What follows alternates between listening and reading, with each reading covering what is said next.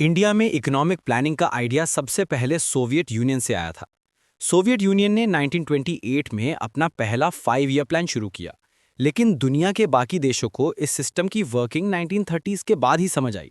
जब कई east European economists Britain और अमेरिका माइग्रेट हुए, तो उन्होंने वहां नेशनल प्लानिंग का कॉन्सेप्ट इंट्रोड्यूस किया। इस आइडिया ने कॉलोनियल और डेमोक्रेटिक दोनों देशों को फैसिनेट किया, क्योंकि ये इकोनॉमिक प्रोग्रेस के लिए एक पावरफुल टूल लगता था। ब्रिटिश कॉलोनीज में खासकर उन नेशनलिस्ट लीडर्स के बीच जिनके पास सोशलिस्ट सोच थी, इकोनॉमिक प्लानिंग के आइडिया को मजबूत सपोर्ट मिला। इंडिया में भी 1930s का दौर प्लानिंग के ऊपर बड़े इंटेलेक्चुअल और पॉलिटिकल डिस्कशंस का समय बना। नेशनलिस्ट्स, कैपिटलिस्ट, सोशलिस्ट, डेमोक्रेट्स और एकेडमिशियंस सभी ने यह माना कि इंडिया के विकास के लिए प्लानिंग बहुत जरूरी है। इसलिए जब भारत आज़ाद हुआ, तो ये पहले से ही तय था कि देश प्लान्ड इकोनॉमिक डेवलपमेंट का रास्ता अपनाए। दरअसल इंडिपेंडेंस के बाद की इंडिया की इकोनॉमिक हिस्ट्री को उसकी प्लानिंग हिस्ट्री के रूप में देखा जा सकता है। 1991-92 में जब इकोनॉमिक रिफॉर्म्स शुरू हुए, तब भी प्लानिंग कमीशन ने पहले से ही उन रिफॉर्म्स के मेन आइडियाज आउटलाइन कर दिए थे और आगे के प्लानिंग डायरेक्शन को शेप करता रहा। चाहे वो एक पॉलिटिकल बॉडी थी, पर प्लानिंग कमीशन ने हमेशा साउंड इकोनॉमिक थिंकिंग को प्रमोट किया, जिसने इंडिया की प्लानिंग हिस्ट्री को एक इंस्ट्रक्टिव और सिग्निफिकेंट बनाया। 1930s तक प्लानिंग का कॉन्सेप्ट इंडिया के पब्लिक और इंटेलेक्चुअल डिबेट्स का पार्ट बन चुका था। कई प्रपोजल्स आए जो कह रहे थे कि इंडिया को तुरंत एक नेशनल प्लान की जरूरत है, भले ही ब्रिटिश कॉलोनियल गवर्नमेंट ने उन पर ध्यान ना दिया हो। लेकिन इन अर्ली प्रपोजल्स ने इंडिपेंडेंस के बाद के प्लानिंग फाउंडेशन को मजबूत बनाया। सबसे पहला formal plan proposal M Visvesvaraya, जो एक महान इंजीनियर और मैसूर के फॉर्मर दीवान थे, उनके द्वारा दिया गया। उन्होंने 1934 में अपनी book the planned economy of India में स्टेट लेड इंडस्ट्रियलाइजेशन का एक विजन दिया था, जिसमें डेमोक्रेटिक कैपिटलिस्ट फ्रेमवर्क जैसे यूएसए का मॉडल सजेस्ट किया गया। उन्होंने एग्रीकल्चर से लेबर को इंडस्ट्री की तरफ शिफ्ट करने और देश की नेशनल इनकम को 10 साल में डबल करने का लक्ष्य रखा था। ब्रिटिश सरकार ने उनके प्रपोजल पर कोई कदम नहीं उठाया, लेकिन इसने अनेक पढ़े लिखे भारतीयों को प्लान्ड इकोनॉमिक ग्रोथ के बारे में सोचने पर मजबूर कर दिया। इसी साल 1934 में फिक्की यानी federation of Indian chambers of commerce and industry, जो इंडियन इंडस्ट्रियलिस्ट्स का टॉप ऑर्गेनाइजेशन था, उसने भी नेशनल प्लानिंग की जरूरत पर जोर दिया। उसके प्रेसिडेंट एन.आर. सरकार ने कहा कि अब फ्री मार्केट का दौर खत्म हो चुका है और बैकवर्ड इकोनॉमीज जैसे इंडिया के लिए कॉम्प्रिहेंसिव नेशनल प्लानिंग बहुत जरूरी है। उन्होंने एक नेशनल प्लानिंग कमीशन बनाने का सजेशन दिया, जो एफर्ट्स को कोऑर्डिनेट करे और इंडिया को उसके कॉलोनियल पास्ट से आगे ले जाए। ये सोच ग्लोबल ट्रेंड से प्रभावित थी। ग्रेट डिप्रेशन के बाद के Keynesian economics, US new deal और सोवियत प्लानिंग मॉडल, जिन सब ने इंडियन कैपिटलिस्ट्स को कन्विंस कर दिया कि इकोनॉमिक डेवलपमेंट में स्टेट का एक मजबूत होल होना चाहिए। इसी दौरान इंडियन नेशनल कांग्रेस भी प्लानिंग की तरफ फॉर्मली बढ़ा। हालांकि महात्मा गांधी जैसे कुछ लीडर्स सेंट्रलाइज्ड प्लानिंग और स्टेट कंट्रोल के विरोधी थे, लेकिन कांग्रेस प्रेसिडेंट सुभाष चंद्र बोस ने अक्टूबर 1938 में एक नेशनल प्लानिंग कमेटी बनाने की पहल की, जिसका चेयरपर्सनशिप जवाहरलाल नेहरू को दिया गया। कमेटी में engineers, industrialists, JRD Tata, GD Birla जैसे इकोनॉमिस्ट्स, सोशलिस्ट्स और टेक्नोक्रेट्स सब शामिल थे। इसमें 15 मेन मेंबर्स, 29 सब कमिटीज और 360 से ज़्यादा पार्टिसिपेंट्स थे। वर्ल्ड वॉर 2 और क्विट इंडिया मूवमेंट के चलते इसका काम रुक गया, लेकिन कमेटी ने कई रिपोर्ट्स पब्लिश की जिन्होंने देश में कोऑर्डिनेटेड प्लानिंग के लिए जागरूकता बढ़ाई। कमेटी का फाइनल रिपोर्ट 1949 में आया, पर उसके आइडियाज़ ने पोस्ट इंडिपेंडेंस प्लानिंग पर गहरा असर डाला। 1941 से 1947 के बीच कई डेवलपमेंट्स ने प्लानिंग के फाउंडेशन को और मजबूत बनाया।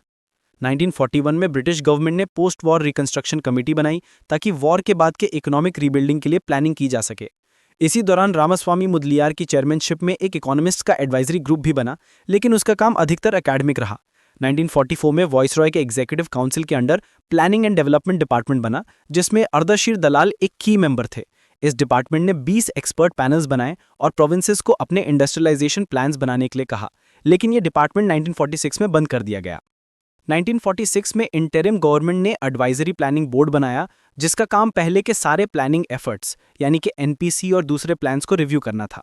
इस बोर्ड ने 1947 में अपने रिपोर्ट में रिकमेंड किया कि एक single powerful national level planning body बनाई जाए जो कैबिनेट के डायरेक्टली रिस्पॉन्सिबल हो।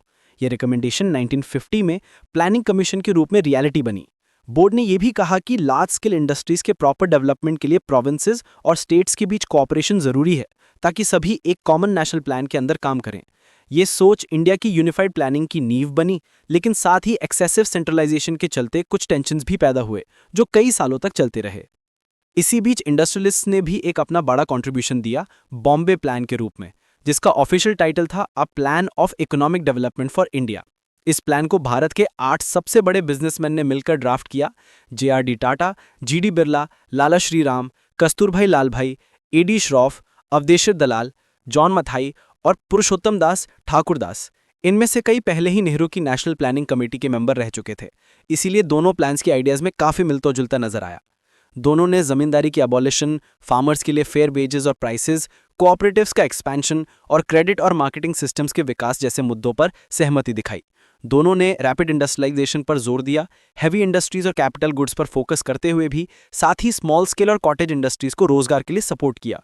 दोनों प्लान्स ने स्टेट के एक्टिव रोल को भी एंडोर्स किया, जिसमें पब्लिक सेक्टर एंटरप्राइजेज और ट्रेड, इंडस्ट्री, बैंकिंग पर रेगुलेटरी कंट्रोल का सजेशन दिया गया। सोशल वेलफेयर मेजर्स जैसे guaranteed employment, minimum wages, free education, housing, health care और चीफ पब्लिक सर्विसेज को भी इन्होंने समर्थन दिया। दोनों ने इनइक्वालिटी के खिलाफ स्टैंड लिया और प्रोग्रेसिव टैक्सेशन के जरिए वेल्थ कॉन्सेंट्रेशन रोकने की बात की, ताकि एक मजबूत डोमेस्टिक मार्केट बन सके। जब इन प्लान्स का फोकस इंडस्ट्रियलाइजेशन पर था, तभी 1944 में एक बिल्कुल अलग विजन आया, गांधीयन प्लान, जो श्रीमान नारायण अग्रवाल ने दिया। ये प्लान महात्मा गांधी और विनोबा भावे के सर्वोदय मूवमेंट से प्रेरित था।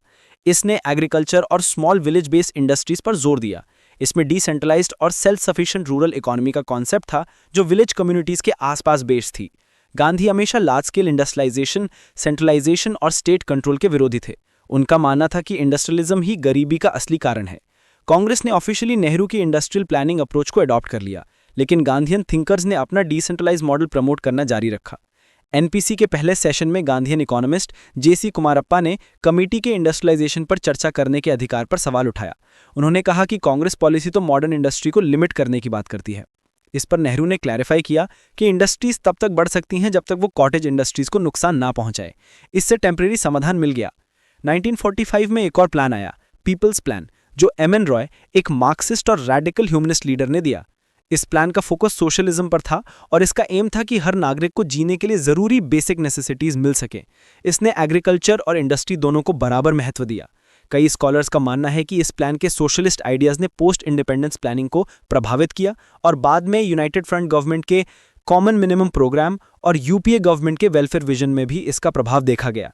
1990s का slogan economic reforms with human face भी पीपल्स प्लान के फिलॉसफी से मिलता जुलता था। आज़ादी के थोड़े पहले ही 1950 में जयप्रकाश नारायण ने सर्वोदय प्लान प्रपोज किया, जो गांधी और विनोबा भावे के सर्वोदय मूवमेंट से प्रेरित था। इस प्लान ने agriculture, rural industries, self reliant villages, decentralisation और फॉरेन कैपिटल या टेक्नोलॉजी पर कम निर्भरता पर जोर दिया। लेकिन जब इंडिया ने सेंट्रलाइज्ड 5 ईयर प्लान्स अपनाए, तब जयप्रकाश नारायण प्लानिंग के सेंट्रलाइजेशन के विरोधी बन गए।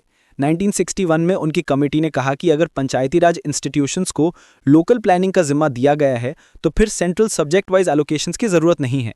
फिर भी सरकार ने सेंट्रली कंट्रोल स्कीम्स जैसे स्मॉल फार्मर्स डेवलपमेंट एजेंसी और ड्रॉट प्रोन एरिया प्रोग्राम जारी रखी, जिससे लोकल बॉडीज को बाईपास किया गया। सिर्फ 1992 के 73rd और 74th कॉन्स्टिट्यूशनल अमेंडमेंट्स के बाद ही लोकल बॉडीज को प्लानिंग में फॉर्मल रोल मिला, जो जयप्रकाश नारायण के डेमोक्रेटिक डिसेंट्रलाइजेशन के विचार को सही साबित करता है।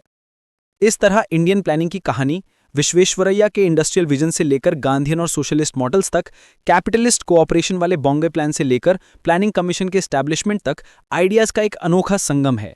ये इंडिया के उस प्रयास को दर्शाता है जिसमें देश ने ग्रोथ के साथ इक्विटी, सेंट्रलाइजेशन के साथ पार्टिसिपेशन और इंडस्ट्रियल प्रोग्रेस के साथ रूरल सेल्फ रिलायंस को बैलेंस करने की कोशिश की।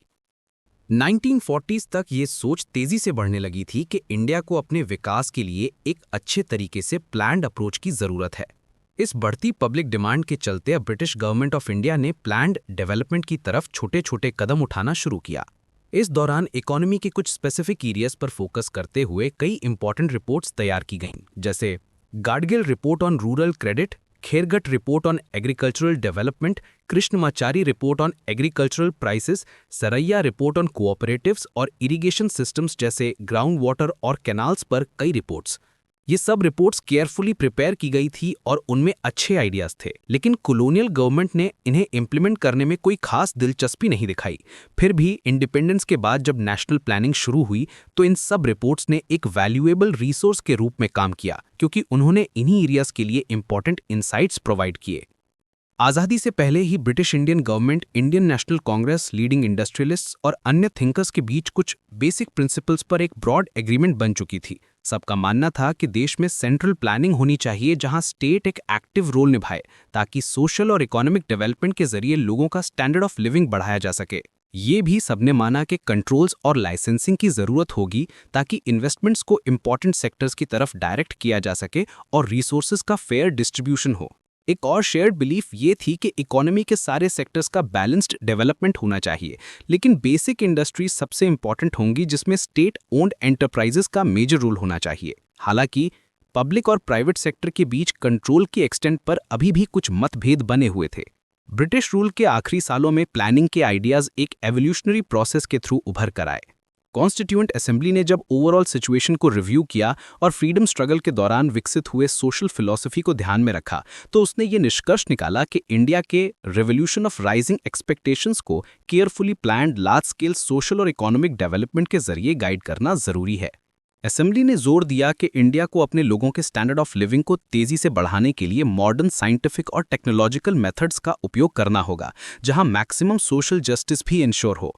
सीधे शब्दों में ये भारत के वेलफेयर स्टेट बनने की एक कॉल थी।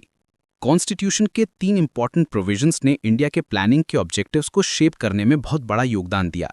पहला, इकोनॉमिक और सोशल प्लानिंग को कॉन्करेंट लिस्ट में रखा गया, जिसका मतलब था कि यूनियन और स्टेट्स दोनों इस पर कानून बना सकते हैं, लेकिन कॉन्स्टिट्यूशन ने यूनियन गवर्नमेंट को कुछ स्पेशल पावर्स दिए ताकि वो की एरियाज में कोऑर्डिनेटेड डेवलपमेंट इंश्योर कर सके, जबकि स्टेट्स को अपने क्षेत्रों में फ्रीडम दी गई। दूसरा, कॉन्स्टिट्यूशन ने यूनियन और स्टेट्स के बीच कोऑपरेशन को बढ़ावा दिया, जिससे कोऑपरेटिव फेडरलिज्म का कॉन्सेप्ट उठा और उन रिजिड सेपरेशंस को अवॉइड किया गया जो कई दूसरे फेडरेशंस में देखे जाते हैं। तीसरा, कॉन्स्टिट्यूशन ने एक वेलफेयर स्टेट का ब्रॉड विजन दिया जहां उसके फंडामेंटल प्रिंसिपल्स को क्लियरली डिफाइन किया गया।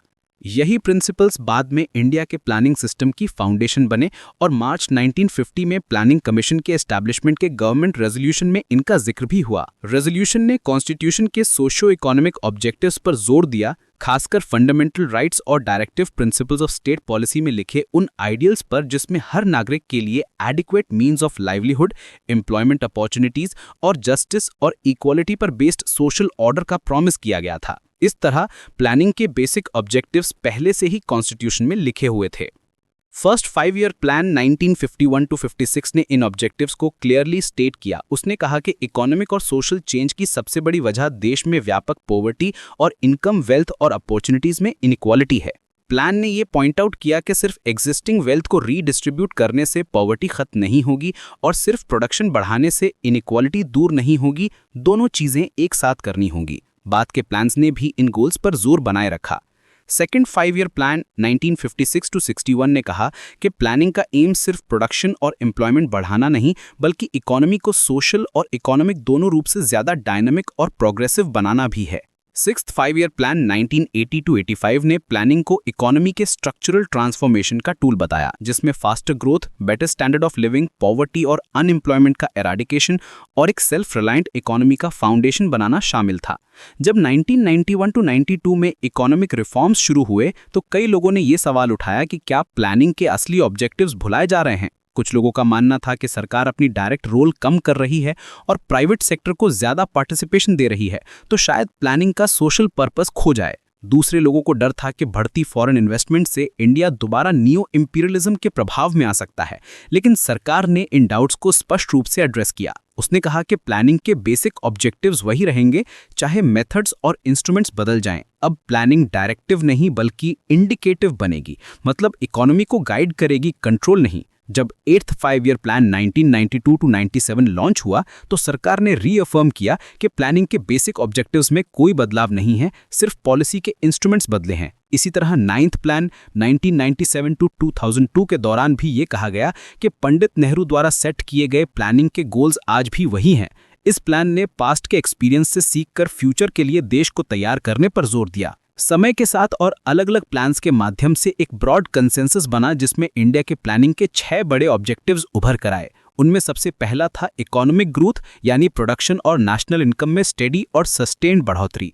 दूसरा था पॉवर्टी एलिविएशन, जो आज़ादी के बाद से ही हाईएस्ट प्रायोरिटी रही है और NERGEA 2006 जैसे प्रोग्राम्स के थ्रू जारी है। तीसरा था एम्प्लॉयमेंट जनरेशन, क्योंकि रोजगार ही पॉवर्टी से लड़ने और लिविंग स्टैंडर्ड्स को बढ़ाने का सबसे बेहतर तरीका माना गया था। ये गोल्स मिलकर इंडिया के preamble directive principles of state policy, fundamental rights और फंडामेंटल ड्यूटीज के स्पिरिट को दर्शाते हैं, जहां जस्टिस, इक्वालिटी और वेलफेयर सभी नागरिकों के लिए सेंटर में रखा गया था। आखिर में जब प्लानिंग कमीशन 1950 में एस्टैब्लिश हुई तो वो किसी लॉ से नहीं बल्कि एक कैबिनेट रेजोल्यूशन के थ्रू बनाई गई थी। इसीलिए ये एक एक्स्ट्रा कॉन्स्टिट्यूशनल और नॉन स्टैट्यूटरी बॉडी थी। इसका काम plan formulation, resource allocation, implementation और रिव्यू करना था, लेकिन बाद में प्लानिंग कमीशन को एबॉलिश कर दिया गया और उसकी जगह नीति आयोग बनाया गया, जो अब कोऑपरेटिव और फेडरल प्लानिंग को प्रमोट करता है, जहां स्टेट्स को ज्यादा पावर और पार्टिसिपेशन दी गई है। ये एक बड़ा शिफ्ट था। सेंट्रलाइज्ड प्लानिंग से हटकर अब एक इंक्लूसिव और पार्टनरशिप बेस्ड अप्रोच अपनाई गई है, जिसमें गोल्स तो वही रहे लेकिन उन्हें हासिल करने के तरीके नए और बदलते भारत के अनुकूल हो गए। इंडिपेंडेंस के बाद इंडिया ने अपने इकोनॉमिक डेवलपमेंट को डायरेक्शन देने के लिए एक ऑर्गेनाइज्ड प्लानिंग सिस्टम की जरूरत महसूस की। जब नेशनल प्लानिंग कमेटी ने 1949 में अपना रिपोर्ट पब्लिश किया, तब इकोनॉमिक और सोशल प्लानिंग का आइडिया ऑफिशियली कॉन्स्टिट्यूशन में इंक्लूड कर लिया गया। लेकिन इंडिपेंडेंस के तुरंत बाद प्लानिंग का प्रोसेस ज़्यादा ऑर्गेनाइज नहीं था। ये एक स्कैटर्ड और इनफॉर्मल तरीके से चल रहा था। फॉर्मल और सिस्टमैटिक प्लानिंग तब शुरू हुई जब प्लानिंग कमीशन का क्रिएशन हुआ, जो गवर्नमेंट ऑफ इंडिया के लिए इकोनॉमिक डेवलपमेंट के अलग अलग मुद्दों पर मेन एडवाइजरी बॉडी बन गई। ये एक थिंक टैंक के रूप में काम करती थी, जिसका चेयरमैन प्राइम मिनिस्टर होता था एक्स ऑफिशियो, और एक डेप्यूटी चेयरमैन होता था जो कमीशन के काम को कोऑर्डिनेट करता था। मेंबर्स की संख्या फ्लेक्सिबल थी। हर प्लान पीरियड के हिसाब से जितने एक्सपर्ट्स चाहिए होते उतने लिए जा सकते थे। इन एक्सपर्ट्स के अलावा 6 union cabinet ministers ex officio members थे, एक मेंबर सेक्रेटरी होता था और minister of planning automatic member होता था।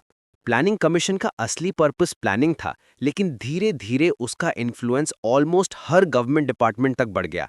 ये इतना पावरफुल बन गया कि लोग इसे इकोनॉमिक कैबिनेट ऑफ इंडिया कहने लगे।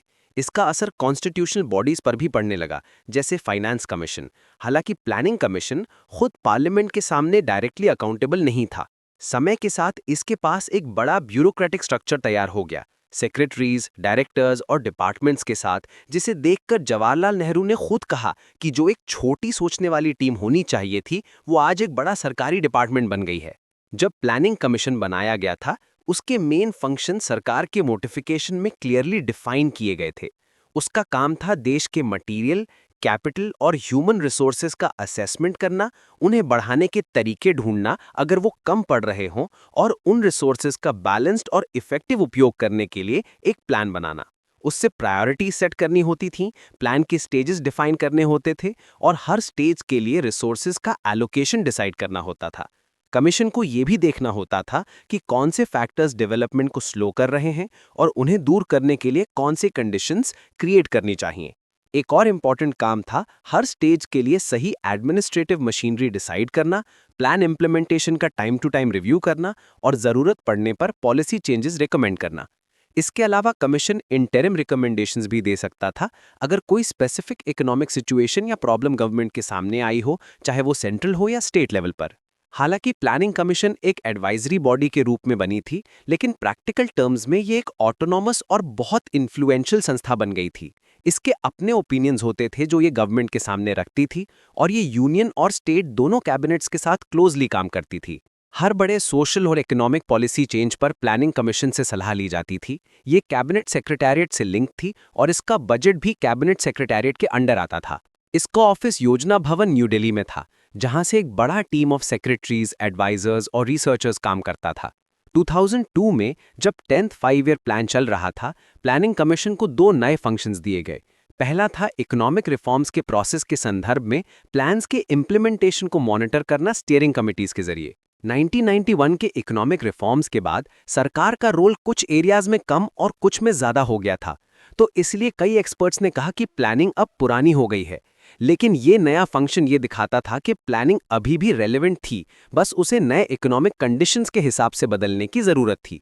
दूसरा फंक्शन था सेंट्रल मिनिस्ट्रीज के प्रोग्रेस को मॉनिटर करना और उनके लिए specific monitorable development target set करना।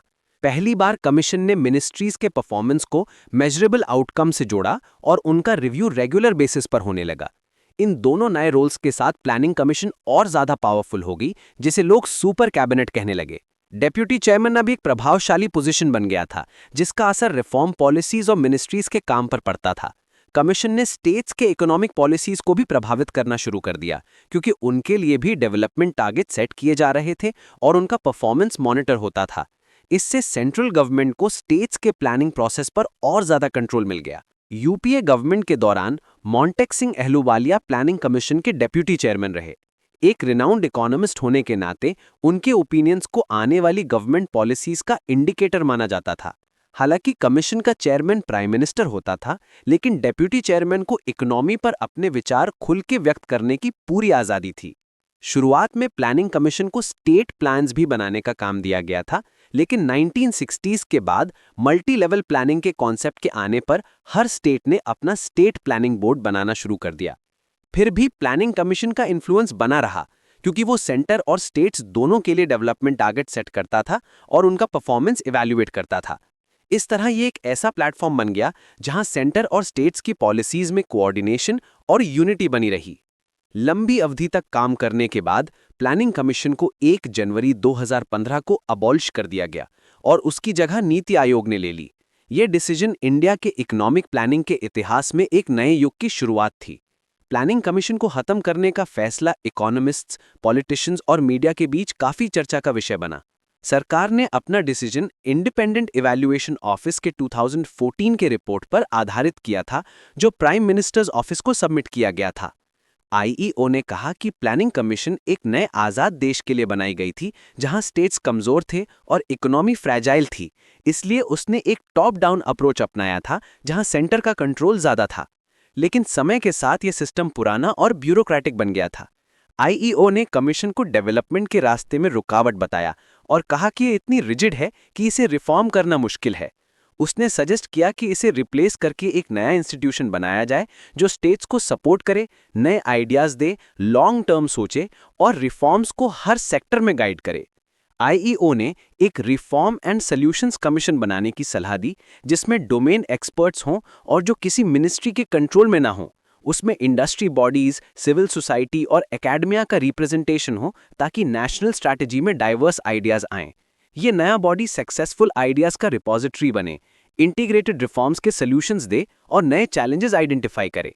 आईईओ ने प्लानिंग कमीशन के कुछ फंक्शंस अलग इंस्टीट्यूशंस को ट्रांसफर करने की सलाह दी, स्टेट्स को ज़्यादा ऑटोनॉमी दी जाए, फाइनेंस कमीशन को परमानेंट बॉडी बनाया जाए ताकि वो सेंटर स्टेट फंड डिस्ट्रीब्यूशन संभाले और फाइनेंस मिनिस्ट्री सेंट्रल मिनिस्ट्रीज के फंड एलोकेशन देखे। साथ ही एक नया थिंक टैंक बनाने की सलाह दी गई जो लॉन्ग टर्म इकोनॉमिक कोऑर्डिनेशन का काम करे। इन्हीं आइडियाज़ पर आधारित होकर आगे चलकर नीति आयोग बना। सेंटर और स्टेट्स के बीच कोऑपरेशन बनाए रखने के लिए एक और इम्पॉर्टेंट बॉडी का फॉर्मेशन हुआ, नेशनल डेवलपमेंट काउंसिल, जो 6 अगस्त 1952 को बनी थी।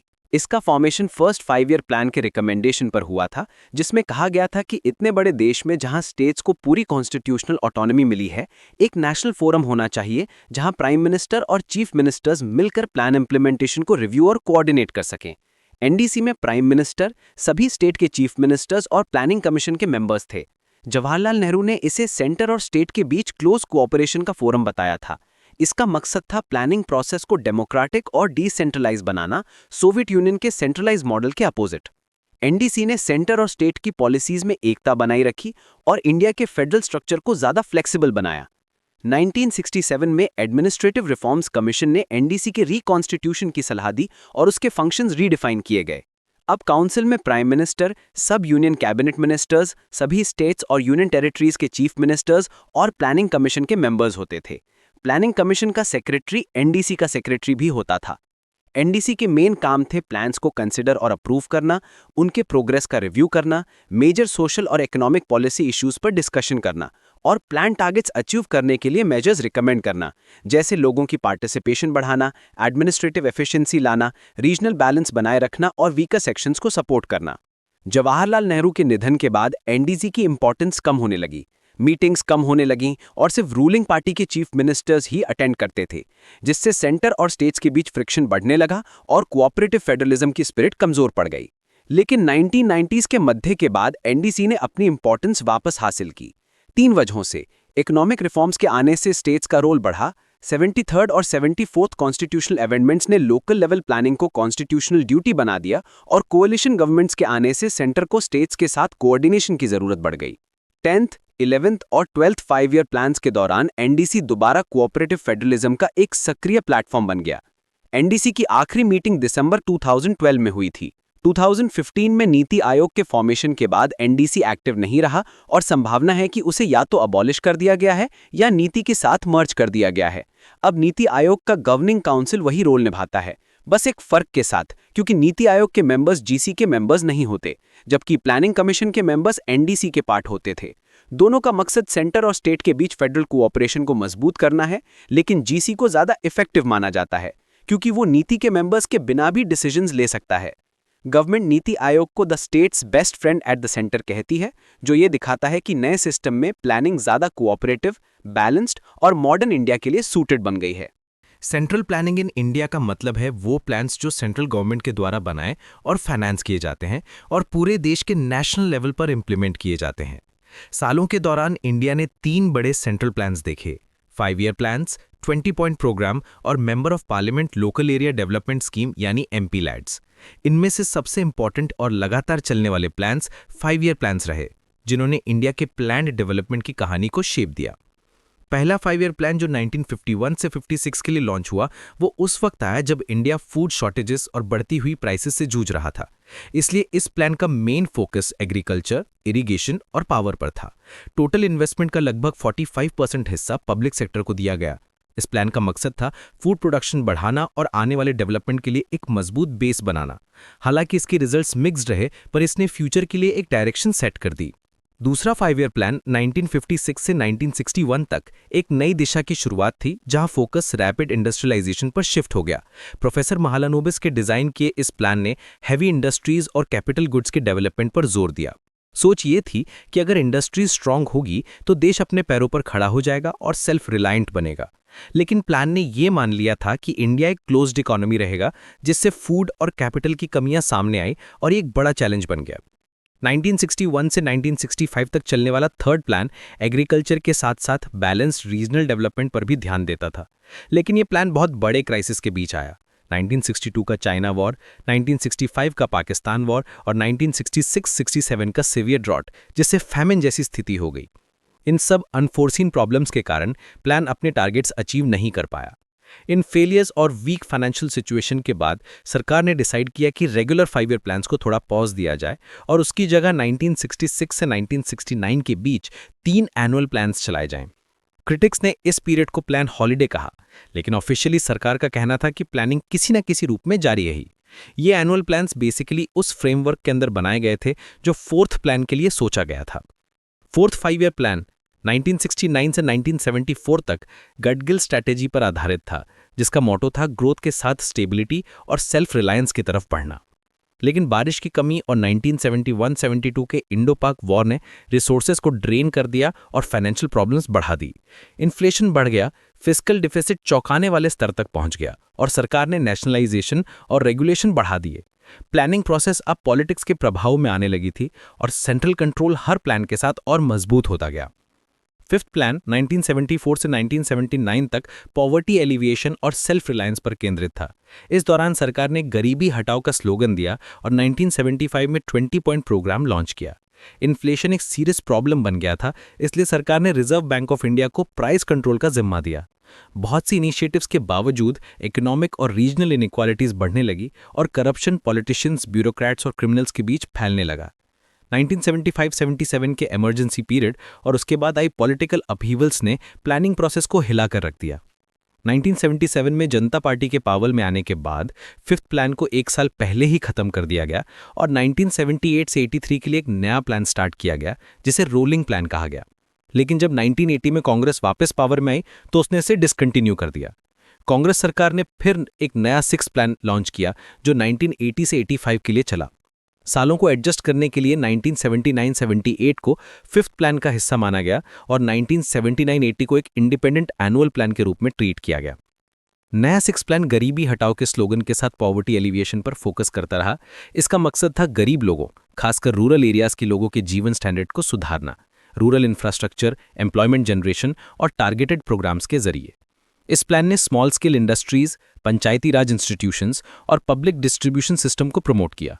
सोशल और इकोनॉमिक जस्टिस पर भी जोर दिया गया, लेकिन प्लानिंग अब पॉपुलिस्ट पॉलिटिक्स से प्रभावित होने लगी थी। सेवेंथ प्लान 1985 से 1990 तक का मेन ऑब्जेक्टिव था फूड ग्रेन प्रोडक्शन बढ़ाना, एम्प्लॉयमेंट जनरेट करना और प्रोडक्टिविटी को इंप्रूव करना। ये plan growth, modernisation, self reliance और सोशल जस्टिस के प्रिंसिपल्स को बना था।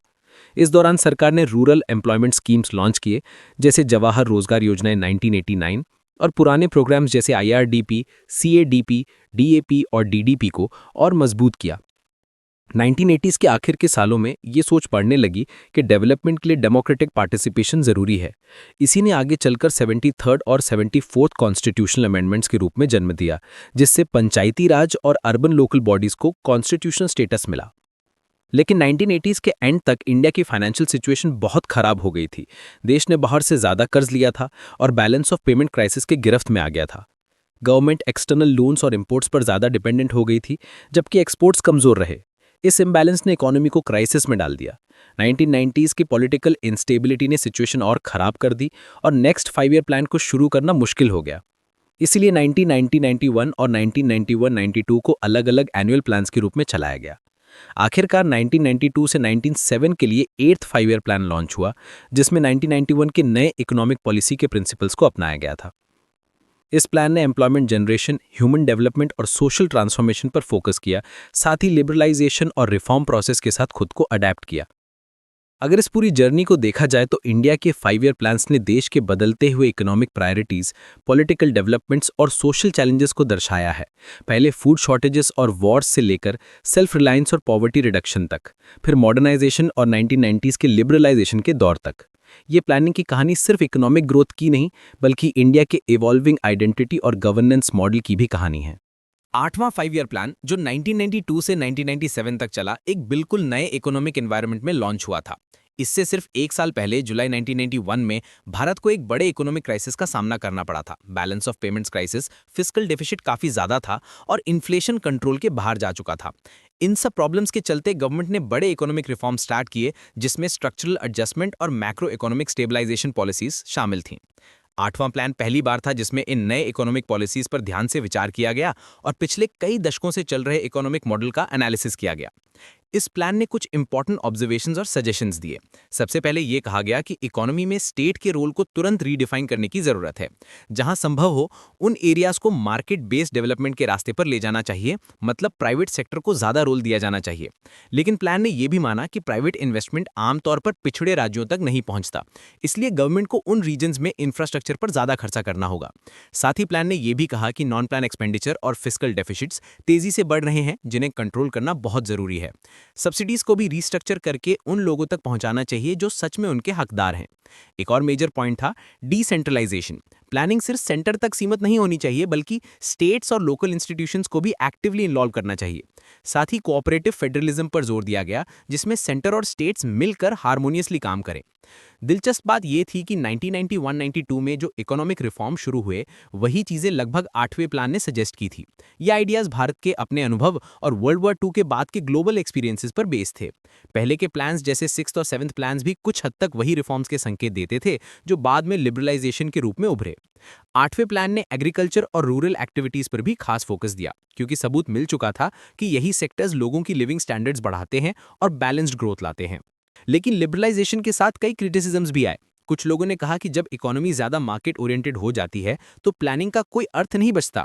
कुछ ने यह कहा कि जब सरकार अपना रोल इकोनॉमिक एक्टिविटी से कम करती है तो प्लानिंग प्रक्रिया बेकार हो जाती है। दूसरे लोगों ने यह कहा कि प्लानिंग सिस्टम को नए लिबरल एनवायरनमेंट के हिसाब से दोबारा स्ट्रक्चर करने की जरूरत है। साथ ही एक विचार यह भी था कि भले ही मार्केट का रोल बढ़ रहा है, लेकिन गवर्नमेंट को एजुकेशन और हेल्थ केयर जैसे सोशल सेक्टर्स पर ज्यादा ध्यान देना चाहिए। 9वां 5 ईयर प्लान, जो 1997 से 2002 तक चला, उस वक्त आया जब इकोनॉमी को south east Asian financial crisis 1996 to 1997 की वजह से स्लोडाउन का सामना करना पड़ रहा था। लिबरलाइजेशन पर अब भी डिबेट्स चल रही थी, लेकिन भारत पिछले 90s के क्राइसिस से लार्जली उबर चुका था। 9वें प्लान ने एक सॉफ्ट इंडिकेटिव प्लानिंग का अप्रोच अपनाया, जिसमें इकोनॉमी को गाइड किया गया पर स्ट्रिक्ट टारगेट्स नहीं रखे गए। इस प्लान ने लगभग 7% ग्रोथ रेट का लक्ष्य रखा और फिक्स टाइम लिमिट्स के अंदर सोशल ऑब्जेक्टिव्स अचीव करने पर फोकस किया। लोगों की लिविंग स्टैंडर्ड्स बढ़ाने के लिए प्लान ने बेसिक मिनिमम सर्विसेज या बीएमएस के रूप में 7 बेसिक सुविधाएं आइडेंटिफाई की। Safe drinking water, primary health services, universal primary education, गरीब शेल्टरलेस परिवारों के लिए पब्लिक हाउसिंग असिस्टेंस, बच्चों के लिए न्यूट्रिशनल सपोर्ट, गांव और बस्तियों को रोड कनेक्टिविटी और पब्लिक डिस्ट्रीब्यूशन सिस्टम को मजबूत बनाना। इन सर्विसेज के लिए सरकार ने एडिशनल सेंट्रल असिस्टेंस भी देना स्टार्ट किया ताकि पूरी पॉपुलेशन को टाइम बाउंड तरीके से कवर किया जा सके। पहली बार फिस्कल कंसोलिडेशन को भी टॉप प्रायोरिटी दी गई। गवर्नमेंट ने समझा कि बजट डेफिसिट कंट्रोल करना इकोनॉमिक स्टेबिलिटी के लिए बहुत जरूरी है। प्लान ने रेवेन्यू कलेक्शन इंप्रूव करने, अनावश्यक खर्च कम करने, सब्सिडीज कट करने, इलेक्ट्रिसिटी और ट्रांसपोर्टेशन जैसे सर्विसेज के लिए यूजर चार्जेस लगाने और इंटरेस्ट, वेजेस, पेंशन जैसे खर्चे रैशनलाइज करने पर जोर दिया। साथ ही प्लानिंग और इंप्लीमेंटेशन में डिसेंट्रलाइजेशन लाया गया। स्टेट्स और पंचायती राज इंस्टीट्यूशंस को ज्यादा अधिकार दिए गए। 10वां 5 ईयर प्लान, जो 2002 से 2007 तक चला, भारत के प्लानिंग इतिहास का एक नया दौर था। इस बार नेशनल डेवलपमेंट काउंसिल का पार्टिसिपेशन ज्यादा था और प्लान के ऑब्जेक्टिव्स और पॉलिसीज में मेजर बदलाव नजर आए। इस प्लान का गोल था कि भारत अपनी पर कैपिटा इनकम 10 साल में डबल करे, लेकिन साथ ही ये भी कहा गया कि इकोनॉमिक ग्रोथ अपने आप में अंतिम लक्ष्य नहीं है। असल मकसद लोगों की जीवन की क्वालिटी को बेहतर बनाना है। पहली बार प्लान ने सेंटर और स्टेट्स दोनों के लिए 11 की डेवलपमेंट इंडिकेटर्स पर मॉनिटरेबल टारगेट्स सेट किए। गवर्नेंस को भी डेवलपमेंट का एक इंपॉर्टेंट फैक्टर माना गया और ये कहा गया कि अच्छी एडमिनिस्ट्रेशन के बिना सर्विसेज इफेक्टिवली डिलीवर नहीं की जा सकती।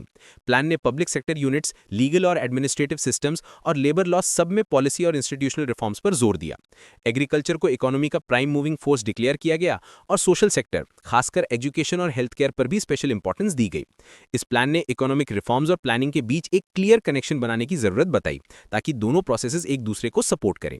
11वां 5 ईयर प्लान जो उसके बाद आया, 10% ग्रोथ रेट का एम्बिशियस टारगेट रखा और इंक्लूसिव ग्रोथ का कंसेप्ट इंट्रोड्यूस किया। मतलब विकास के फायदे समाज के हर वर्ग तक पहुंचने चाहिए, खासकर गरीबों तक।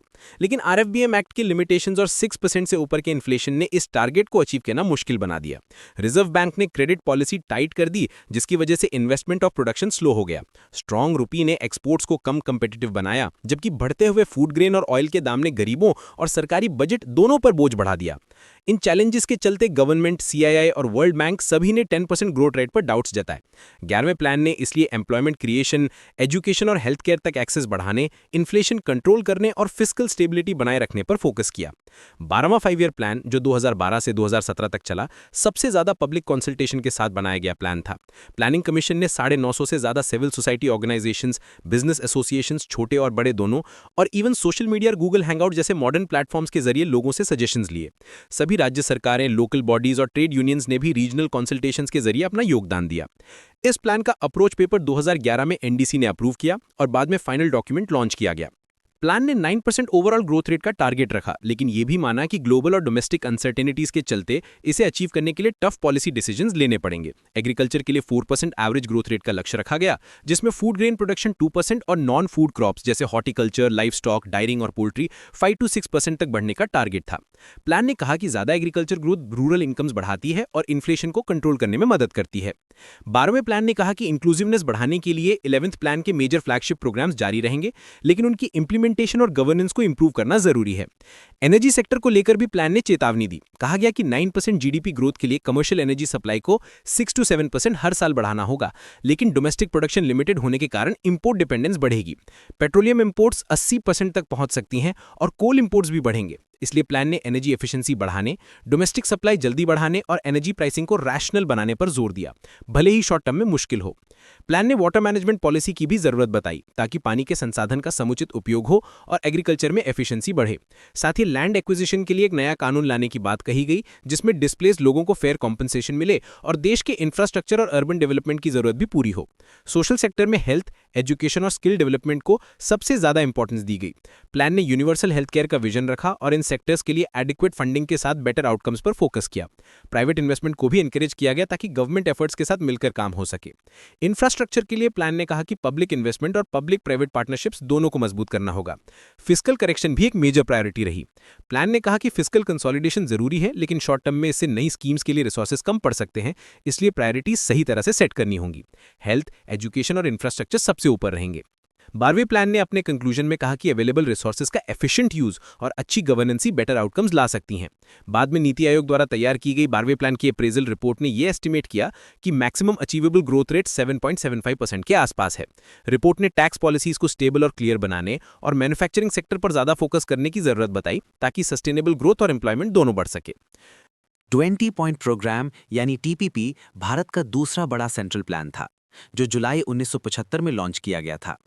इसका मुख्य उद्देश्य गरीबी रेखा के नीचे जीने वाले लोगों, खासकर गांव के गरीब वर्ग की जिंदगी सुधारना था। इसके लिए सेंट्रल और स्टेट गवर्नमेंट्स के बीच चल रहे अलग-अलग वेलफेयर प्रोग्राम्स को कोऑर्डिनेट और क्लोजली मॉनिटर करना इसका मेन एम था। प्रोग्राम का focus poverty removal, rural employment, housing, education, family welfare, health और एनवायरमेंटल प्रोटेक्शन जैसे सेक्टर्स पर था। ये प्रोग्राम 1982 और 1986 में दोबारा रिस्ट्रक्चर किया गया, जिसे टीपीपी 86 कहा गया। इस नए वर्जन में 20 मुख्य पॉइंट्स के अंदर 119 आइटम्स रखे गए थे, जो सभी रूरल लाइफ को इंप्रूव करने से जुड़े हुए थे। इनमें से 54 आइटम्स इवैल्यूएट किए गए, 65 आइटम्स को फिक्स्ड फिजिकल टारगेट्स के हिसाब से मेजर किया गया और 20 की आइटम्स को हर महीने मॉनिटर किया जाता था। टारगेट्स को सेंट्रल मिनिस्ट्रीज और स्टेट या यूनियन टेरिटरीज मिलकर डिसाइड करते थे, जबकि इस प्रोग्राम के लिए पैसा 5 ईयर प्लान्स के माध्यम से दिया जाता था। आगे चलकर 21वीं सदी के बदलते चैलेंजेस और नए इकोनॉमिक रिफॉर्म्स को ध्यान में रखते हुए इस प्रोग्राम को फिर रिवाइज किया गया और इसका नाम रखा गया टीपीपी 2006। इस वर्जन को यूपीए गवर्नमेंट के नेशनल कॉमन मिनिमम प्रोग्राम के साथ अलाइन किया गया। ये प्रोग्राम भारत का पहला ऐसा स्टेप माना गया जिसे रूरल पॉवर्टी के खिलाफ डायरेक्ट अटैक कहा गया। 6th 5 ईयर प्लान 1980 से 85 भी इसी के अनुभव पर आधारित था, जिसका नारा था गरीबी हटाओ। ये प्लान इकोनॉमिक स्ट्रेटजी और पॉलिटिकल विल दोनों का संगम था। सालों के दौरान चाहे जो भी पॉलिटिकल पार्टी पावर में आई हो, टीपीपी का इम्प्लीमेंटेशन बिना रुकावट के जारी रहा। Member of parliament local area development scheme यानी MPLADS एक और मेजर सेंट्रल प्लान था, जो 23 दिसंबर 1993 को लॉन्च किया गया।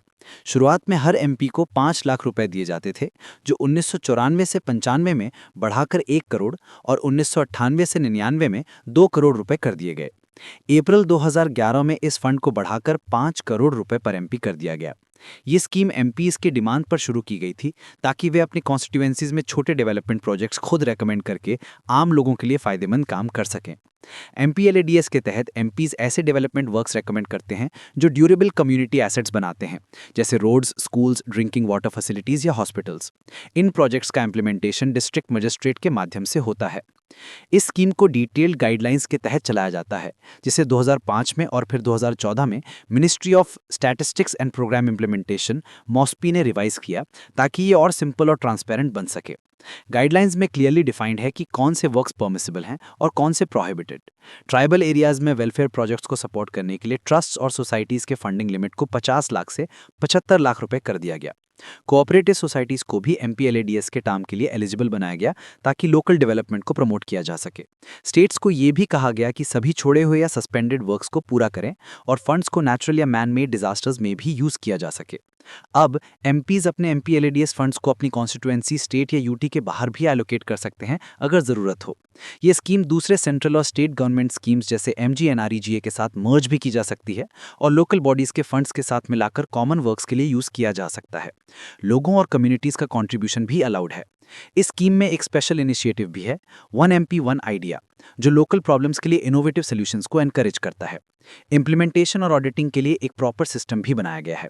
अब MPLADS के projects infrastructure, water, education, health, sanitation, disaster relief और रोड्स जैसे कई एरियाज में कवर करते हैं, जिससे MPs को ज़्यादा फ्लेक्सिबिलिटी मिलती है और स्कीम ज़्यादा डायनामिक बन गई है। अब अगर बात करें मल्टी लेवल प्लानिंग की, तो इसका विचार भारत में 1950 के आखिरी दशक और 1960 के शुरुआती दशक में आया था, जब स्टेट्स ने अपने विकास के लिए खुद प्लानिंग करने का अधिकार मांगा। 1960 के मध्य तक सेंट्रल गवर्नमेंट ने स्टेट्स को अपने प्लान्स बनाने की अनुमति दी और उन्हें लोअर एडमिनिस्ट्रेटिव लेवल्स जैसे डिस्ट्रिक्ट्स, ब्लॉक्स, म्यूनिसिपैलिटीज, कॉर्पोरेशंस और पंचायत्स में भी प्लानिंग प्रमोट करने के लिए उत्साहित किया।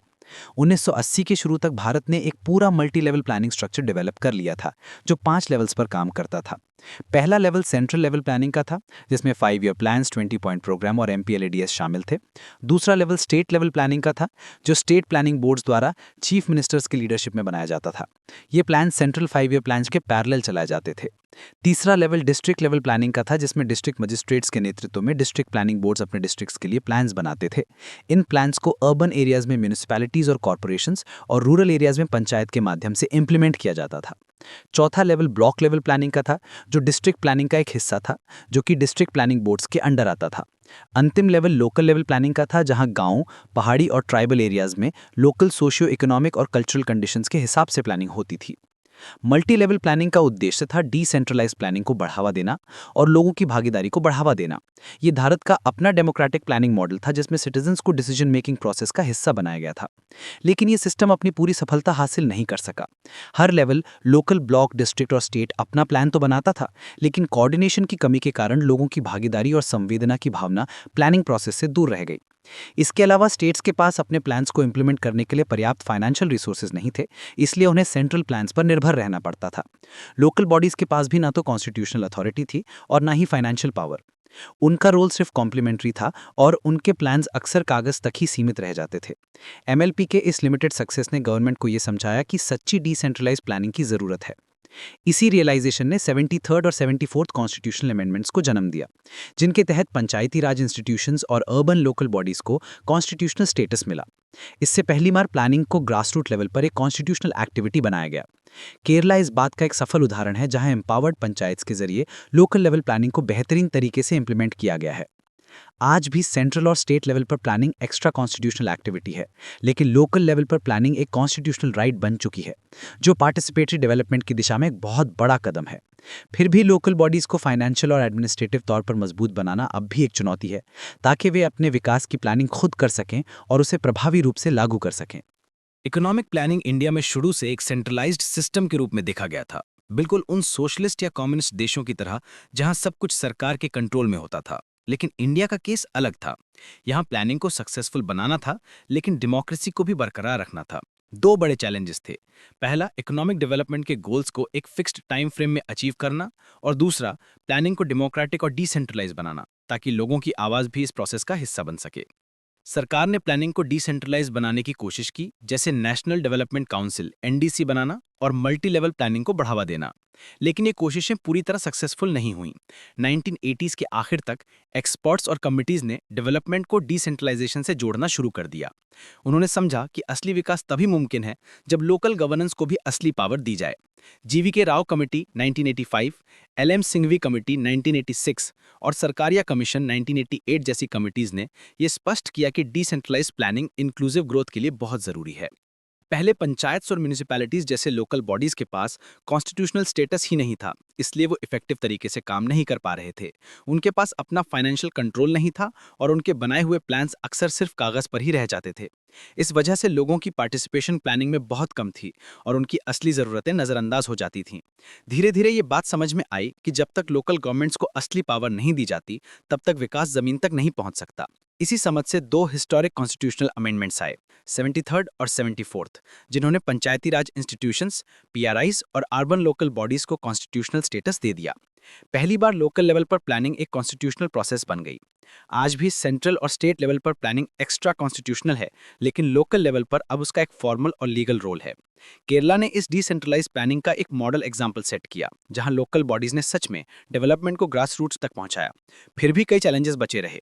PRIs की फाइनेंशियल पोजीशन कमजोर थी, उनके टैक्स लेवी करने की पावर क्लियर नहीं थी और कई स्टेट असेंबलीज ने उन्हें फुल अथॉरिटी देने में देरी की। लोगों में अवेयरनेस की कमी थी और कुछ स्टेट्स में पैसा और मसल पावर ने लोकल इलेक्शंस को प्रभावित किया, जिससे असली पार्टिसिपेशन मुश्किल हो गया। 2002 में पूरे देश के लोकल रिप्रेजेंटेटिव्स ने दिल्ली में पंचायत ऑब्जेक्ट सम्मेलन करके एक 21 पॉइंट मेमोरेंडम सरकार को दिया, जिसमें PRIs की फाइनेंशियल हालत पर चिंता जताई गई। उसी साल प्राइम मिनिस्टर ने अनाउंस किया कि पंचायती राज इंस्टीट्यूशंस को फाइनेंशियल ऑटोनॉमी दी जाएगी और अगर पॉलिटिकल कंसेंसस बना तो और कॉन्स्टिट्यूशनल बदलाव भी किए जा सकते हैं। सरकार बदलने के बाद ये प्लान थोड़ा धीमा पड़ गया, लेकिन बाद में UPA गवर्नमेंट ने पार्टिसिपेटरी डेवलपमेंट को मजबूत करने के एफर्ट्स जारी रखे। 2006 तक प्लानिंग कमीशन ने सभी चीफ मिनिस्टर्स को लिखकर कहा कि वो 11th 5 ईयर प्लान शुरू होने से पहले PRIs को फुल प्लानिंग पावर्स दे दें उन्होंने ये भी चेतावनी दी कि अगर स्टेट्स ऐसा नहीं करेंगे तो उनके लोकल डेवलपमेंट के फंड्स रोके जा सकते हैं।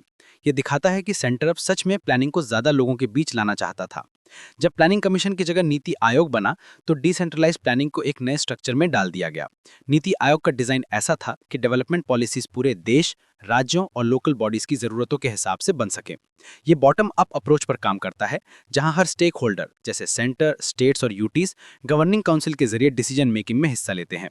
नीति आयोग टीम इंडिया और कोऑपरेटिव फेडरलिज्म का कॉन्सेप्ट प्रमोट करता है, जहां सभी गवर्नमेंट्स मिलकर एक कॉमन नेशनल एजेंडा पर काम करती हैं। 2015 के बाद कई बड़े बदलाव आए जो डिसेंट्रलाइजेशन को और मजबूत बनाते गए। 14 फाइनेंस कमीशन के रिकमेंडेशन के बाद स्टेट्स का सेंट्रल टैक्सेस में शेयर बढ़ाकर 42% कर दिया गया। स्टेट्स को सेंटर से डायरेक्ट लोन्स और ग्रांट्स भी मिलने लगे ताकि वो अपने प्लान्स खुद फंड कर सकें। Goods and services tax GST के आने से स्टेट्स की अपनी रेवेन्यू कैपेसिटी बढ़ी और वो फाइनेंशियली ज़्यादा स्ट्रांग हुए। उदय स्कीम 2015-16 के जरिए स्टेट्स को पावर डिस्ट्रीब्यूशन कंपनी के कर्ज को मैनेज करने के लिए मार्केट से बॉन्ड इशू करने की इजाज़त मिली बिना सेंटर की प्रायर अप्रूवल के। अब अगर हम प्लानिंग कमीशन जो पहले था और फाइनेंस कमीशन के बीच के बैलेंस को समझें तो हमें इंडिया के फेडरल सिस्टम को देखना होगा। फेडरल सिस्टम में सेंटर और स्टेट्स दोनों के पास अपने अपने रेवेन्यू सोर्सेज होते हैं ताकि वो अपने काम इंडिपेंडेंट तरीके से कर सकें। कॉन्स्टिट्यूशन के आर्टिकल 280 के तहत फाइनेंस कमीशन बनाया गया जो सेंटर और स्टेट्स के बीच रेवेन्यू शेयरिंग और ग्रांट्स एंड एड डिसाइड करता था, लेकिन इसका रोल मेनली रेवेन्यू शेयरिंग तक सीमित था। कैपिटल एक्सपेंडिचर और डेवलपमेंट प्रोजेक्ट्स पर इसका ज़्यादा कंट्रोल नहीं था। 1950 में प्लानिंग कमीशन बनने के बाद उसने डेवलपमेंट प्रोजेक्ट्स और रिसोर्स एलोकेशन का पूरा जिम्मा ले लिया। ये एक एक्स्ट्रा कॉन्स्टिट्यूशनल बॉडी थी, लेकिन इसका पावर इतना ज़्यादा था कि कई बार ये फाइनेंस कमीशन से भी पावरफुल बन गई। इस ओवरलैपिंग ने कंफ्यूजन पैदा किया और एक्सपर्ट्स जैसे पीजे राजा मन्नार ने सजेस्ट किया कि दोनों कमीशंस के रोल्स को क्लियरली डिफाइन करना चाहिए। 10th प्लान के दौरान गवर्नमेंट ने दोनों कमीशंस के बीच कोऑर्डिनेशन बढ़ाने के लिए एक कॉमन मेंबर अपॉइंट करने का डिसीजन लिया, जिससे फिस्कल पॉलिसी और डेवलपमेंट नीड्स को एफिशिएंटली लिंक किया जा सके। 2003 में एक बड़ा कदम एफआरबीएम एक्ट के रूप में आया। Fiscal responsibility and budget management act ने स्टेट्स को मार्केट से लोन लेने की परमिशन दी, बिना सेंटर के अप्रूवल के। बस शर्त ये थी कि उन्होंने अपना फिस्कल रिस्पॉन्सिबिलिटी एक्ट पास किया हो। इससे स्टेट्स को फाइनेंशियल इंडिपेंडेंस मिली और रिस्पॉन्सिबल फिस्कल गवर्नेंस बढ़ा। 1990s और 2000s में वैट और जीएसटी जैसे टैक्स रिफॉर्म्स ने भी स्टेट्स के रेवेन्यू बेस को मजबूत बनाया। जब 2015 में नीति आयोग में प्लानिंग कमीशन की जगह ली, तब फाइनेंस कमीशन के साथ कंपैरिजन करने की जरूरत कम होगी, क्योंकि नीति आयोग फंड्स एलोकेट नहीं करता। अब ये एक पॉलिसी थिंक टैंक है जो स्टेट्स को उनकी लोकल नीड्स के हिसाब से स्ट्रैटेजी बनाने और इंप्लीमेंट करने में मदद करता है। नीति आयोग की गवर्निंग काउंसिल में स्टेट्स की रिप्रेजेंटेशन होने से उनकी आवाज़ ज़्यादा मजबूत हो गई है। सेंटर ने खुद ये कहा है कि नीति आयोग स्टेट्स का सबसे अच्छा दोस्त है, जो कोऑपरेटिव डिसीजन मेकिंग और शेयर्ड रिस्पॉन्सिबिलिटी के जरिए इंडिया के डिसेंट्रलाइज्ड डेवलपमेंट को आगे बढ़ाता है। इंडिया में प्लानिंग शुरू होने के समय से ही कई तरह की आलोचनाओं का सामना करती रही है। समय के साथ साथ इन आलोचनाओं की संख्या और गहराई दोनों बढ़ती गई, क्योंकि एक्सपर्ट्स ने प्लानिंग के इम्प्लीमेंटेशन में कई कमजोरियां दिखाईं। सरकार ने धीरे धीरे इन समस्याओं को दूर करने की कोशिश की है, लेकिन कई प्रॉब्लम्स आज भी बनी हुई हैं। फिर भी पहले के मुकाबले में सरकार अब इन इश्यूज को लेकर ज्यादा जागरूक है और उन्हें सुधारने के लिए कदम उठा रही है।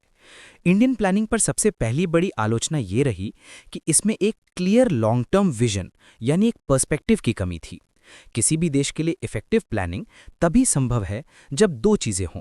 पहला, नए प्लान्स पुराने प्लान्स के सही इवैल्यूएशन पर आधारित हों, और दूसरा, प्लानिंग में शॉर्ट टर्म और लॉन्ग टर्म दोनों गोल्स शामिल हों। इंडिया में कई बार नए प्लान्स शुरू हो गए जब पुराने प्लान्स का पूरा रिव्यू तक नहीं हुआ था। इसका एक कारण ये था कि देश भर के लिए एक single central data collection body ही नहीं थी। फेडरल सिस्टम होने के कारण स्टेट्स के साथ कोऑर्डिनेशन स्लो था और रिलायबल डेटा हमेशा देर से आता था। इस वजह से आने वाले प्लान्स अधूरे या अप्रॉक्सीमेट डेटा पर बेस्ड होते थे, जो हमेशा सही नहीं होता था। इस प्रॉब्लम को दूर करने के लिए सरकार ने सी रंगराजन के नेतृत्व में 2000 में बने नेशनल स्टैटिस्टिकल कमीशन के सुझावों को स्वीकार किया। इसने पूरे देश के लिए एक नोडल एजेंसी बनाने और डेटा कलेक्शन सिस्टम को कंप्यूटराइज करने की बात कही। अभी भी ये प्रोसेस पूरी तरह इंप्लीमेंट नहीं हुई है, लेकिन क्वार्टरली रिव्यूज और परफॉर्मेंस बजटिंग जैसे सिस्टम्स के जरिए अब प्लानिंग में इवैल्यूएशन के कुछ तत्वों को शामिल कर लिया गया है। शुरुआत में फर्स्ट 5 ईयर प्लान के गोल्स शॉर्ट टर्म और लॉन्ग टर्म दोनों थे, लेकिन बदलते हुए पॉलिटिकल और इकोनॉमिक कंडीशंस के चलते प्लानिंग धीरे धीरे सिर्फ शॉर्ट टर्म टारगेट्स तक ही सीमित हो गई। ये ट्रेंड 10th प्लान के टाइम बदला, जब प्लानिंग ने अपने टारगेट्स के साथ साथ 11th प्लान के लिए मॉनिटरेबल गोल्स भी डिफाइन किए। दरअसल सरकार ने 1970s के मध्य में ही पर्सपेक्टिव प्लानिंग की ज़रूरत को समझ लिया था और योजना भवन में एक अलग डिवीजन भी बना दिया था इस नाम से। प्लानिंग पर एक और बड़ी आलोचना ये थी कि इसने बैलेंस रीजनल डेवलपमेंट को प्रमोट नहीं किया।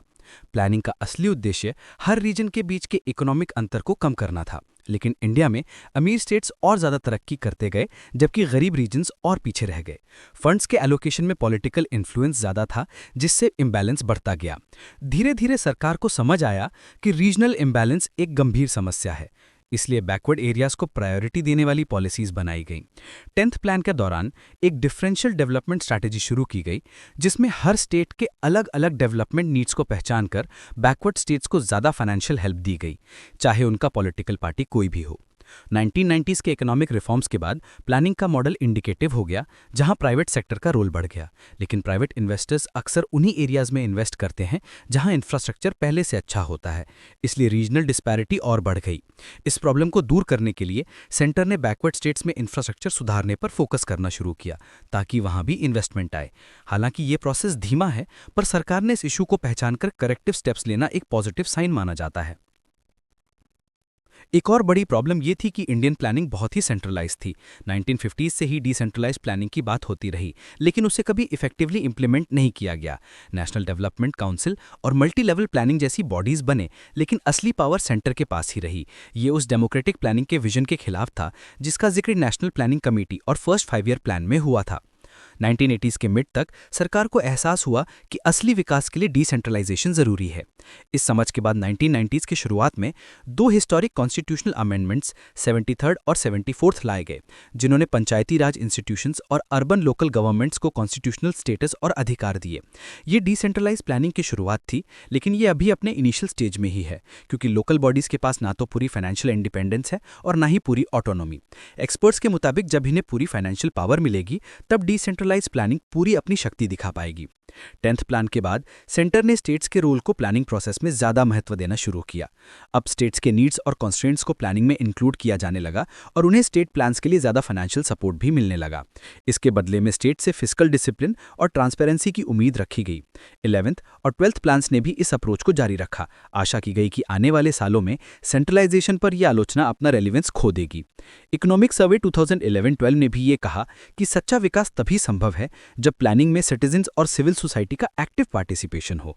सर्वे ने यह भी कहा कि ईमानदारी, समय पर काम करना और वादे निभाना जैसे गुण सामाजिक मूल्यों से बनते हैं और लोगों के व्यवहार का असर सरकारी पॉलिसीज की सफलता पर पड़ता है। इसने यह भी नोट किया कि सिविल सोसाइटी ने लोकपाल जैसे इंस्टीट्यूशंस के लिए मूवमेंट चलाकर ट्रांसपेरेंसी और अकाउंटेबिलिटी की डिमांड उठाई, जबकि सरकार कई बार धीरे रिएक्ट करती रही। एक और बड़ी आलोचना प्लानिंग के एम्प्लॉयमेंट स्ट्रैटेजी को लेकर हुई। सेकेंड प्लान से ही फोकस कैपिटल इंटेंसिव इंडस्ट्रीज पर था, जो बड़े इन्वेस्टमेंट्स मांगती थी लेकिन एम्प्लॉयमेंट कम क्रिएट करती थी। देश को लेबर इंटेंसिव इंडस्ट्रीज पर ज्यादा ध्यान देना चाहिए था ताकि ज्यादा लोगों को रोजगार मिल सके। अब हालांकि फोकस एग्रीकल्चर और एग्रो बेस्ड इंडस्ट्रीज पर शिफ्ट हुआ है ताकि रूरल एरियाज में ज्यादा रोजगार के अवसर बने। पहले वेज एम्प्लॉयमेंट पर एम्फेसिस था, लेकिन अब सेल्फ एम्प्लॉयमेंट को बढ़ावा दिया जा रहा है। एग्रीकल्चर को डेवलपमेंट का कोर माना जा रहा है और एग्रो इंडस्ट्रीज को रूरल लाइवलीहुड सुधारने का एक की फैक्टर समझा जा रहा है। इंडियन प्लानिंग पर यह भी आरोप लगा कि इसने पब्लिक सेक्टर अंडरटेकिंग्स पर बहुत ज्यादा भरोसा किया। शुरुआत में पीएसयूज को प्रमोट करना सही था, लेकिन सरकार ने इस पॉलिसी को बहुत लंबा खींच दिया, जबकि कई पीएसयूज लगातार लॉस में चल रहे थे। इससे इनएफिशिएंसी और गुड्स एंड सर्विसेज की कमी हुई। 1990s के बाद रिफॉर्म्स के जरिए प्राइवेट सेक्टर को एनकरेज किया गया, लेकिन पुरानी सिस्टम की आदतें अभी भी कहीं कहीं दिखती हैं। आज भी और रिफॉर्म्स की जरूरत है ताकि पीएसयूज कॉम्पिटिटिव बन सकें और पब्लिक प्राइवेट सेक्टर्स मिलकर एफिशिएंट तरीके से काम कर सकें। एक और दिक्कत ये थी कि एग्रीकल्चर को इंडस्ट्री के सामने कम इंपॉर्टेंस मिली। प्लान्स में एग्रीकल्चर को प्रायोरिटी बताया गया, लेकिन प्रैक्टिकल तौर पर इंडस्ट्रीज और पीएसयूज को ज्यादा रिसोर्सेज मिले। इससे फूड इनसिक्योरिटी, कम रूरल इनकम और लो परचेजिंग पावर जैसे इश्यूज बढ़े। आज भी लगभग 58% लोग एग्रीकल्चर पर डिपेंड करते हैं, लेकिन उनका इकोनॉमिक कंडीशन कमजोर है। 10th प्लान ने इस बात को पहचाना और एग्रीकल्चर को core element of development declare किया। उसने ये भी कहा कि जब तक एग्रीकल्चर स्ट्रांग नहीं होगा, इंडस्ट्रियल ग्रोथ भी सस्टेनेबल नहीं हो सकती। इंडस्ट्रियल लोकेशन पॉलिसी भी फ्लॉड थी। इकोनॉमिक प्रिंसिपल्स जैसे रॉ मटेरियल्स मार्केट्स या ट्रांसपोर्ट के नज़दीक इंडस्ट्रीज लगाने के बजाय सरकार ने कई बार पॉलिटिकल और रीजनल बैलेंस के लिए बैकवर्ड एरियाज में इंडस्ट्रीज लगाईं, लेकिन इन एरियाज में स्किल्ड लेबर और इंफ्रास्ट्रक्चर की कमी के कारण वो इंडस्ट्रीज फेल हो गईं या कम एम्प्लॉयमेंट दे पाईं। अब सरकार बैकवर्ड रीजन्स में इंडस्ट्रीज तो सेट करती है, लेकिन इंफ्रास्ट्रक्चर डेवलपमेंट पर भी साथ साथ ध्यान देती है। प्लानिंग की एक और बड़ी कमजोरी उसकी फॉल्टी फाइनेंशियल स्ट्रैटेजी थी। प्लान ज्यादातर कैपिटल इंटेंसिव थे, इसलिए फंड मोबिलाइज करना मुश्किल होता था। सरकार ने हाई टैक्सेशन, बैंक्स का नेशनलाइजेशन और कॉम्प्लेक्स टैक्स सिस्टम बनाकर पैसा जोड़ने की कोशिश की। इससे टैक्स एवेशन, ब्लैक मनी और प्राइवेट इन्वेस्टमेंट के लिए कैपिटल की कमी बढ़ी। सब्सिडीज, सैलरी और इंटरेस्ट पेमेंट्स बढ़ने से नॉन प्लान एक्सपेंडिचर भी बढ़ गया, जिससे डेवलपमेंट प्रोजेक्ट्स के लिए कम पैसा बचा। हालांकि अब फिस्कल रिफॉर्म्स और फाइनेंशियल डिसिप्लिन पर ज्यादा फोकस किया जा रहा है। FRBM एक्ट और अन्य रिफॉर्म्स ने इकोनॉमिक स्टेबिलिटी बढ़ाने में मदद की है। इकोनॉमिक सर्वे 2012-13 ने यह कहा कि ग्लोबल फाइनेंशियल क्राइसिस के बाद देशों को अपने वल्नरेबल लोगों के लिए स्ट्रॉन्ग सोशल सेफ्टी नेट्स बनाने चाहिए। उसने इंडिया के इंक्लूसिव डेवलपमेंट पर फोकस की तारीफ की, जिससे इंडिया कई देशों के मुकाबले में जल्दी रिकवर कर पाया। एक और गंभीर आलोचना प्लानिंग के पॉलिटिसाइजेशन की रही। डेमोक्रेसी में पॉलिटिक्स का इन्फ्लुएंस नेचुरल है, लेकिन इंडिया में पॉलिटिकल इंटरेस्ट ने कई बार डेवलपमेंट गोल्स को धुंधला दिया। प्लानिंग जो रीजनल बैलेंस के लिए थी, कई बार रूलिंग पार्टी के पॉलिटिकल मोटिव्स का टूल बन गई। फंड्स का एलोकेशन कई बार जरूरत के बजाय पॉलिटिकल कंसिडरेशंस पर हुआ, जिससे प्लानिंग इंस्टीट्यूशंस की क्रेडिबिलिटी कम हो गई। आखिरी कुछ सालों में लोगों में कोalition पॉलिटिक्स, करप्शन स्कैंडल्स और पुअर गवर्नेंस को लेकर भी निराशा बढ़ी। इकोनॉमिक सर्वे 2014-15 ने कोalition पॉलिटिक्स और फेडरल स्ट्रक्चर को ऑयल सब्सिडीज, टैक्स रिफॉर्म्स और FDI जैसे इश्यूज पर स्लो डिसीजन मेकिंग के लिए जिम्मेदार बताया, जिससे पॉलिसी पैरालिसिस जैसे शब्द उपजे। सर्वे ने कहा कि नेता और पॉलिसी मेकर्स अगर उदाहरण सेट करें तो लोग भी अपना व्यवहार बदल सकते हैं। रोजमर्रा की जिंदगी में ट्रस्ट, ईमानदारी और रिलायबिलिटी जैसे गुण उतने ही जरूरी हैं जितने सरकारी रूल्स। असली विकास सिर्फ पॉलिसी से नहीं, बल्कि लोगों के इंटीग्रिटी और रिस्पॉन्सिबिलिटी से भी होता है। कुल मिलाकर देखा जाए तो इंडियन प्लानिंग में बहुत सारी सही आलोचनाओं का सामना किया है, चाहे वो विजन की कमी हो, सेंट्रलाइजेशन हो, पॉलिटिसाइजेशन हो या फाइनेंशियल वीकनेस हो, लेकिन सरकार ने इन्हें सुधारने के कई कदम उठाए हैं। Data collection, decentralization, fiscal policy और सिटीजन पार्टिसिपेशन में रिफॉर्म्स हुई हैं, जो प्रोग्रेस के संकेत हैं। बेहतर गवर्नेंस, अवेयरनेस और पार्टिसिपेशन के जरिए इंडिया का प्लानिंग प्रोसेस आगे चलकर और ट्रांसपेरेंट, एफिशिएंट और लोगों के बीच से जुड़ा हुआ बन सकता है।